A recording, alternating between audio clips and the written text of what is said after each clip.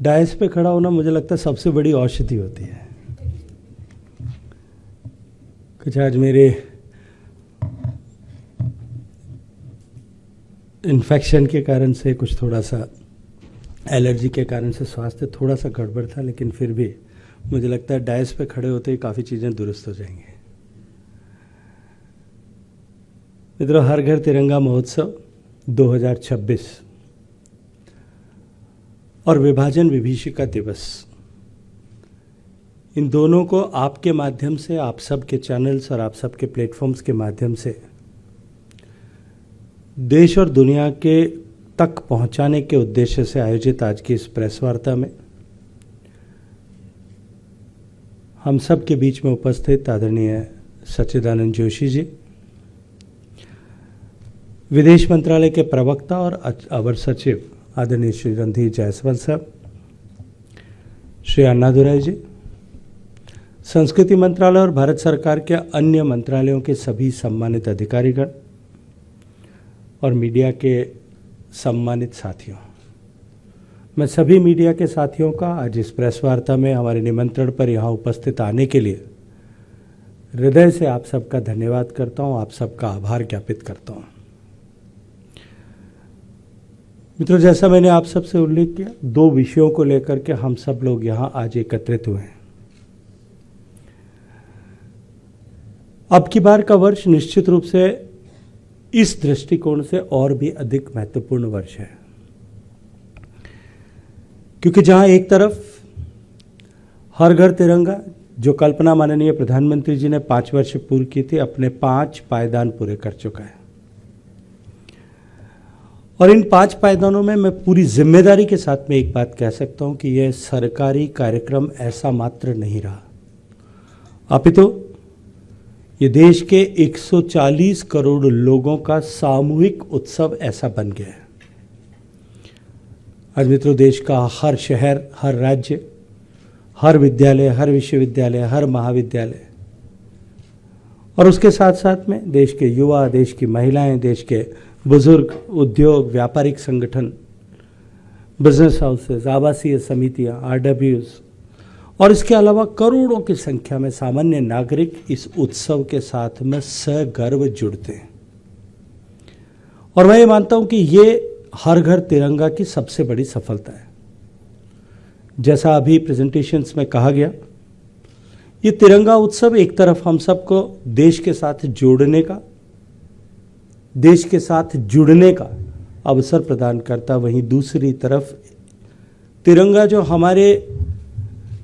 राष्ट्र के स्वाभिमान का प्रतीक है, तिरंगा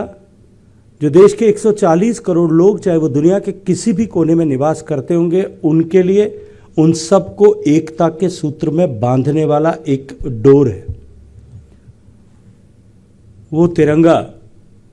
उसको साक्षी मान करके, उसको साथ खड़े होकर के, उसके साथ हम अपनी सेल्फी खींच करके हम एक बार फिर ऐसे महत्वपूर्ण समय में, जब हमारा भारत विकसित होने की दिशा में आगे बढ़ रहा है, एक बार फिर तिरंगे को साक्षी मान करके संकल्पबद्ध हों, ऐसा संकल्प लेने का अवसर और उत्सव भी है। क्योंकि जब माननीय प्रधानमंत्री जी ने कल्पना की थी, तब हर घर तक तिरंगा फहरे, केवल इतना ही विषय नहीं था, अपितु उद्देश्य था कि हर भारतीय के मन में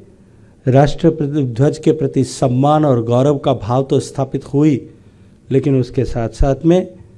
हम राष्ट्र ध्वज को साक्षी मान करके राष्ट्र के प्रति समर्पित होकर के इस अमृत काल में काम करें, इसका संकल्प लेने का अवसर भी है।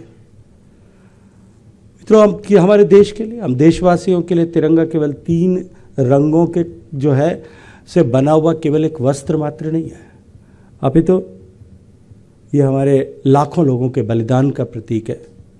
जिन लोगों ने देश को आज़ाद कराने के लिए और आज़ाद देश की सीमाओं को सुरक्षित रखने के लिए, देश में आंतरिक सुरक्षा को बनाए रखने के लिए अपने आप को कुर्बान कर दिया।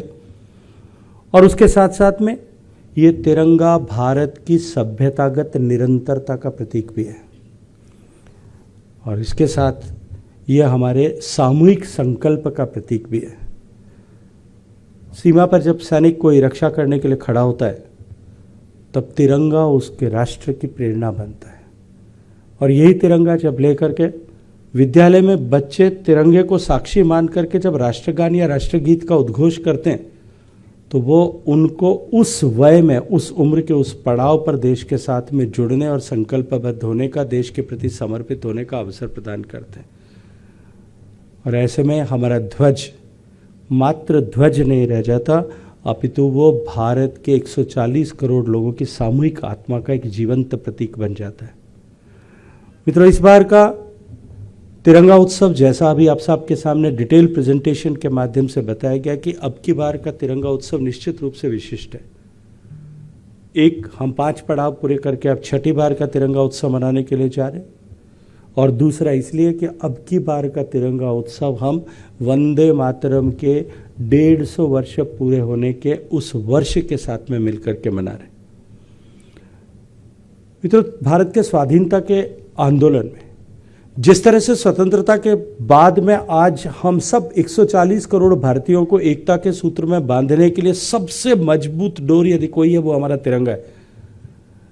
लेकिन आज़ादी के आंदोलन के समय में जिसने भारत के आज़ादी का आंदोलन जो विभिन्न क्षेत्रों में, विभिन्न हिस्सों में, विभिन्न मानसिकता के लोगों के द्वारा विभिन्न दलों में और अलग अलग प्रकार से जो आंदोलन अंग्रेजों को खदेड़ने के लिए, महाभारती को स्वतंत्र कराने के लिए आयोजित हो रहा था, उन सब आंदोलनों को एक सार करने, एक साथ जोड़ने का काम यदि किसी ने किया था तो राष्ट्र ऋषि बंकिम चंद्र चट्टोपाध्याय जी द्वारा रचित वंदे मातरम के अमर संगीत ने किया था। अनेक लोग ऐसे होंगे, हजारों लोग ऐसे होंगे जिन्होंने हंसते हंसते वंदे मातरम का उद्घोष करते हुए अपने आप को राष्ट्र की बलिवेदी पर समर्पित कर दिया होगा।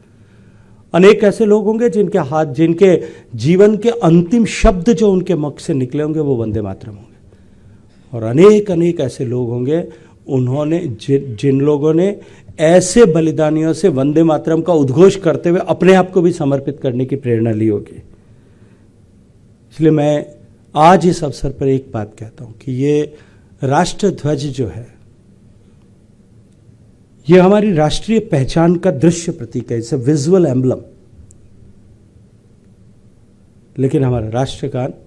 हमारा वंदे मातरम, ये भारत की राष्ट्रीय चेतना का स्वर है। इसलिए ऐसे महत्वपूर्ण पड़ाव पर जब ये युति बनी है, एक तरफ वंदे मातरम के 150 वर्ष पूरे हुए और दूसरी तरफ देश अमृत काल में प्रवेश करके आज विकसित होने की दिशा में आगे बढ़ रहा है, तब एक हमारा राष्ट्रीय चिन्ह, हमारा प्रतीक जो हमारे आंखों को प्रेरित करता है, दृश्य रूप से हमको प्रेरित करता है, और दूसरा जो हमारे हृदय को प्रेरित करता है, उन दोनों को साथ जोड़ करके एक संकल्प लेने का अवसर है। और मैं आप सबसे आग्रह करता हूं, अनुरोध करता हूं कि एक अनूठा कार्यक्रम, 2 विषय जो इसके साथ में लिए गए। एक ये कि वंदे मातरम का जब